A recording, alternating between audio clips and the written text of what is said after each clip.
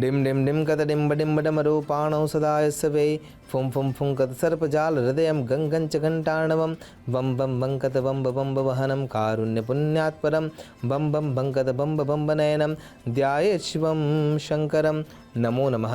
તમારા બધાનું સ્વાગત કરું છું આધ્યાત્મિક મહાશક્તિમાં।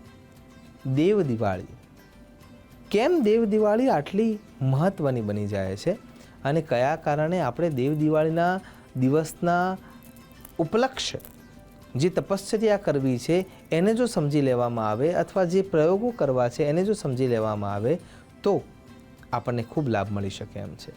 તો સૌથી પહેલી દેવ દિવાળીએ કરવાની જે ક્રિયા છે એ શું છે? પ્રાતઃકાલે જ્યારે તમે પોતાના પથારીને છોડો છો એ વખતે જમીન ઉપર પ્રણામ કરી સમુદ્ર વસને દેવી પર્વતાસ્તન મંડલે વિષ્ણુપત્ની નમસ્તુભ્યમ પાદસ્પર્શ ક્ષમસ્વ મે એમ ધરતીને સ્પર્શ કરી અને ત્યાં પહેલું ગ્રેટિટ્યૂડ આપવાનું છે કે હે દેવી, આજે હું તમારા પર પગ મૂકી રહ્યો છું તો મને તમારા ઉપર પગ મૂકવાનું જે પાપ લાગવાનું છે એ નાશ પામે અને ખરા અર્થમાં મારા અંદર પગ મૂકતાની સાથે દેવ તત્વ પ્રગટ થાય અને હું પણ દેવતુલ્ય બનવા માટેના કાર્યોની શરૂઆત કરું, આવી સંકલ્પના સાથે સૌથી પહેલાં દિવસની શરૂઆત કરવી જોઈએ। ત્યારબાદ સ્નાનાદિક કર્મ કર્યા પછી ભગવાન શ્રી હરિનારાયણ અને ભગવાન સાંબ સદાશિવની આરાધનામાં મગ્ન થવું જોઈએ। કેસર અને ચંદનને એકત્ર કરી જાતે એને ઘસવાનું છે। ઘસ્યા બાદ એનું ઉપટન તૈયાર કર્યા બાદ ઉપટન તૈયાર કરીને ભગવાન સાંબ સદાશિવના વિગ્રહ ઉપર અને ભગવાન શ્રી હરિનારાયણના વિગ્રહ ઉપર એનું લેપન કરવાનું છે।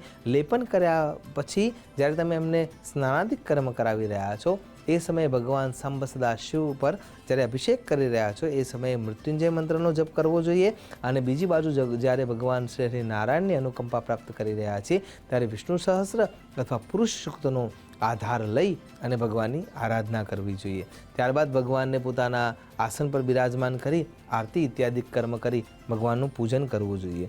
ત્યારબાદ આજે જે દિવસ છે એ દિવસની જે વ્યાખ્યા છે એ વ્યાખ્યા ખરા અર્થમાં દાન છે। એટલે કોઈપણ જીવાત્માને તમારે કોઈ અન્નનું દાન કરવું જોઈએ અને સુયોગ્ય બ્રાહ્મણોને દાન કરવા માટેનો આ ઉત્તમ દિવસ છે, એટલા માટે અન્ન વસ્ત્ર અને દક્ષિણાનું દાન કરવું જોઈએ। સાંજના સમય માટે થઈને દીપદાનનો મહિમા ખૂબ જ કહેવામાં આવ્યો છે અને એટલા માટે જે કુબેર મહારાજને કુબેર પદ પ્રાપ્ત થયું એ પાછળની ઘટનાને જ્યારે આપણે યાદ કરીએ છીએ તો કેવળ અને કેવળ દીપદાન સ્પષ્ટ રૂપે જોવા મળે છે। એટલે આપણે પણ જો દીપનું દાન કરીશું એમાં પણ સુયોગ્ય રીતે તો આપણે પણ એક ઉત્તમ અવસ્થાને પ્રાપ્ત કરી શકીશું। અને દીપદાન કેવી રીતે કરવું જોઈએ એના વિશે થોડો વિચાર કરવો જોઈએ। તો દીપદાન કરવા માટે સૌથી પહેલાં ઘૃત એ સૌથી શ્રેષ્ઠ છે। આડી વાટનો દીવો કરવાનો છે। દીવો કર્યાના પછી એમાં ઘી ઉમેરવાનું છે અને એમાં તેજાના એટલે કે ખાસ કરીને તજ અથવા લવિંગને ઉમેરી અને એને ત્યાં રાખી દેવાનું છે। જે દીવાનું તમે દાન કરવા માટે જઈ રહ્યા છો એ દીવાને 3-4 જગ્યાએ દાન કરવું સુયોગ્ય માનવામાં આવે છે। સૌથી પહેલું તમારા દેવસ્થાનમાં એટલે કે જ્યાં તમે દેવાલય અથવા મંદિર રાખ્યું છે ત્યાં તમારે સૌથી પહેલું દીવાનું દાન કરવું જોઈએ। બીજા નંબરમાં આવે છે તમારા ઘરના દ્વાર શાખના એટલે કે ઉમરોઠ ઉપર। તો ઉમરોઠ ઉપર સીધો દીવો નીચે જમીન ઉપર મૂકી ના શકાય, એટલા માટે કોઈપણ આસોપાલવનું પર્ણ છે, નાગરવેલનું પર્ણ છે અથવા પીપળાનું પર્ણ છે, સાંજના સમયે પીપળાનું પાન ન તોડી શકાય એટલા માટે પહેલેથી તૈયારી કરી રાખવી જરૂરી છે। અથવા ફૂલોને ઢગલો કરીને એના ઉપર એ દીવાને સ્થાપિત કરવો જોઈએ અને ત્યાં પણ આ જ પ્રમાણે દીપનારાયણને પ્રજ્વલિત કરી ત્યાં ઘી અંદર ઉમેરવું હોવું જોઈએ, એના અંદર તજ અથવા લવિંગ ઉમેરવું હોવું જોઈએ।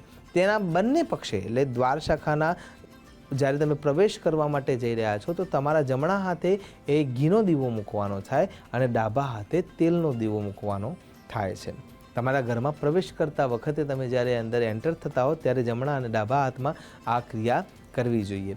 ત્યાંથી આગળ જઈએ છીએ ત્યારે આપણું આંગણું આવે છે અને આંગણાના અંદર પણ આ જ પ્રમાણે દીવાઓની હાળમાળા કરવાની હોય છે, કેમ કે એ દિવસે જ્યારે ભગવાને ત્રિપુરાસુરનો નાશ કર્યો, ત્રિપુરનો પણ નાશ કર્યો અને એ ત્રિપુરનો નાશ કર્યા પછી દેવ તત્વોએ એમને ગ્રેટિટ્યૂડ આપવા માટે, આભાર વ્યક્ત કરવા માટે થઈને આખી પૃથ્વી પર આવીને દિવાળી મનાવી હતી અને આખી પૃથ્વીને એમને દીવાઓની હાળમાળાઓથી જગમગાવી દીધી હતી અને એટલા માટે આપણે દેવ દિવાળીના દિવસે દીપદાન કરતા હોઈએ છીએ। ત્યારે ઘરના અંદર પ્રવેશ કરી અને રસોઈ ઘરના અંદર પણ દીવાનું પ્રાગટ્ય કરવી અને ત્યાં પણ તમારે પ્રાર્થના કરવી જોઈએ કે માં અન્નપૂર્ણા સદૈવ અમારા ત્યાં હર્યા ભર્યા રહેજો.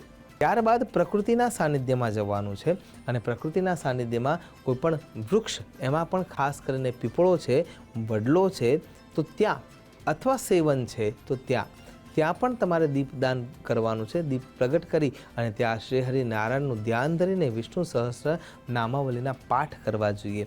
આમ કરવાથી તમારી એ રાત્રિકાળની જે વ્યવસ્થા છે એ તમને આનંદ આપનારી, સુયોગ્ય પુણ્ય આપનારી અને દીપદાનના પુણ્યને આપનારી બની રહેશે. બીજું જે કાર્ય કરવાનું હોય છે આ દિવસ દરમિયાન એ છે તીર્થોનું સ્નાન.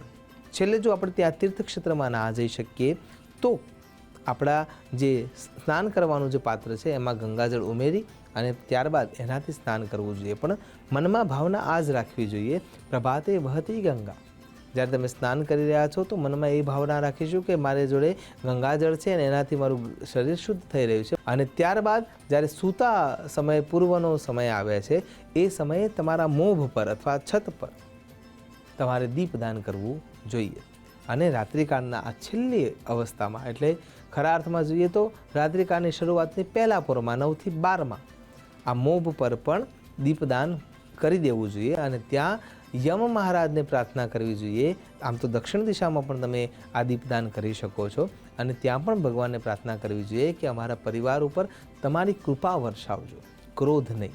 અને આ પ્રમાણે આ દિવસને જે તમે વ્યાપન કરો છો, એટલે કે સુયોગ્ય ક્ષેત્રોમાં સ્નાનાદિક કર્મ કરો છો, સુયોગ્ય જગ્યાએ દાન ઇત્યાદિ કર્મ કરો છો અને પ્રકૃતિના સાનિધ્યમાં તુલસીજીના ક્યારામાં સવારે અને સાંજે જ્યારે તમે દીપદાન કરો છો, એને જળ અર્પણ કરો છો, સૂર્યનારાયણને અર્ઘ્ય અર્પણ કરો છો, ગાય માતાને યોગ્ય ભોજન આપો છો, આ બધી ક્રિયાઓના અંતે સાંજે તમે જ્યારે દીપદાન કરી રહ્યા છો ત્યારે સમજવાનું થાય છે કે દેવમ ભૂત્વા દેવમ યજેત, દેવ જેવા થઈને દેવની પ્રકૃતિને આપણે પ્રાપ્ત કરી રહ્યા છીએ અને આપણા જીવનને મંગલતા તરફ આપણે લઈ જઈ રહ્યા છીએ. આશા કરું છું કે આ બતાવેલા માર્ગ તરફ તમે બધા જ શાશ્વત રૂપે દોડશો, ભગવાન શ્રી હરિનારાયણની અનુકંપા પ્રાપ્ત કરી શકાશે અને સાથે સાથે ભગવાન સાંબ સદાશિવના આશીર્વાદ મળી શકે એ જ અભ્યર્થના સાથે નમસ્કાર. અસ્તુ સદા શિવોહમ. નમો નમઃ.